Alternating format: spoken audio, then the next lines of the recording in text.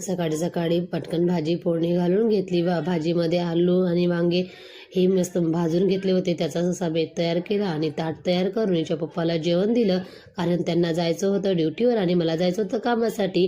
कामावरून आल्यावर पाहते ते फेसपाट मरून होते, तिला काढून घेतलं आणि टेबलवरचं पूर्ण कवर चेंज करून घेतलं, कारण भरपूर दिवस झाले होते त्याला चेंज नाही केलं तर खराब झालं होतं. त्याच्यामुळे मी दुसरं नवीन त्याच्यावर टाकून घेतलं आणि छान असं ठेवून दिलं.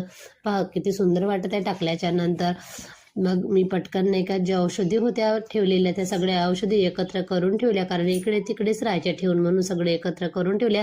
तेवढ्यामध्ये आले हे भाऊ. हे म्हणते मी स्वच्छता अभियानचं किट लावायसाठी आलो म्हणून.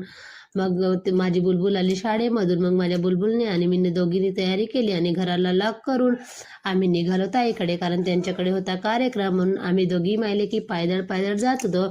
फायनली आम्ही पोचलो ताईच्या घरी. त्याच्या घरी गेल्याच्या नंतर त्यांच्याकडे पाहुणे मंडळी आलेच होते. भाऊजी हे आमचे संधू आहे, त्यांनी घरामध्ये पाहत होतं छान पूजा मांडली होती आणि पूजापाठचा कार्यक्रमच होता. मग पूजा मांडून घेतली आणि वंदना सुरू केली. मेणबत्त्या लावून अगरबत्ती लावून छान असे वंदना सुरू केली. नंतर आमच्या ताईने गाणं म्हणायला सुरुवात केलं. बघू शकता गाणं. कुम्हारा परी तू भीमा, समाजाला घडविले. कुम्हारा परी तू भीमा, समाजाला घडविले. धिक्कारून गुलामीला बुद्धाकडे वळविले.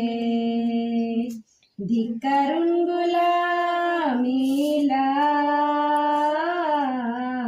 बुद्धाकडे वळविले. कुंभारा परी तू भीमा, समाजाला घडविले.